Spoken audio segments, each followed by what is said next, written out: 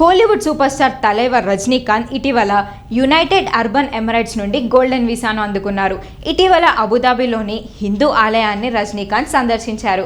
ఆ దేశంలోని హిందూ మందిర్ను సందర్శించిన అనంతరం ఆలయ అధికారి సోషల్ మీడియా ఖాతాలో ఎక్స్లో ఆకర్షణీయమైన చిత్రాలను, రజనీకాంత్ ఆలయాన్ని సందర్శించిన వీడియోలను షేర్ చేశారు.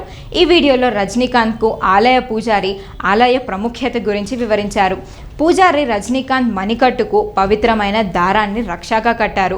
ఆలయం నుండి బయటకు వచ్చే ముందు బాబ్స్ ఆలయాన్ని సందర్శించినందుకు గుర్తుగా ఒక పుస్తకాన్ని కూడా అందజేశారు. ఇలా హిందూ ఆలయాన్ని సందర్శిస్తున్న సమయంలో రజనీకాంత్ పరిసరాలను ఫోటోలు తీయడం, పలువురు వ్యక్తులతో ఫోటోగ్రాఫ్లకు పోజులు ఇచ్చారు.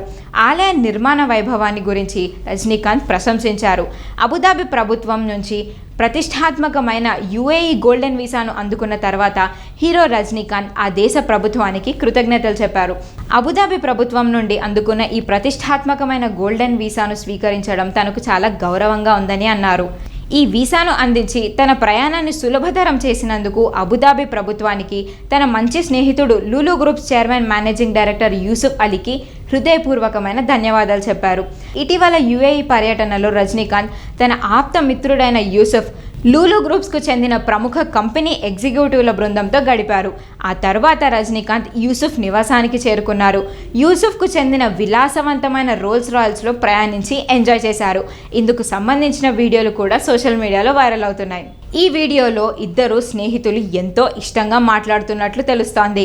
అలాగే రజనీకాంత్ హీరోగా టీజే జ్ఞానవేల్ దర్శకత్వంలో రూపొందుతున్న చిత్రం వెటాయన్, ఇది అక్టోబర్లో విడుదల కానుంది. భారీ అంచనాలతో నిర్మిస్తున్న ఈ చిత్రంలో అమితాబ్ బచ్చన్, ఫహద్ ఫాజిల్, రానా దగ్గుబాటి వంటి స్టార్ హీరోలు పాల్గొంటున్నారు. మరోవైపు లోకేష్ కనకరాజు కూలీ షూటింగ్లో రజనీకాంత్ తిరిగి పాల్గొననున్నారు.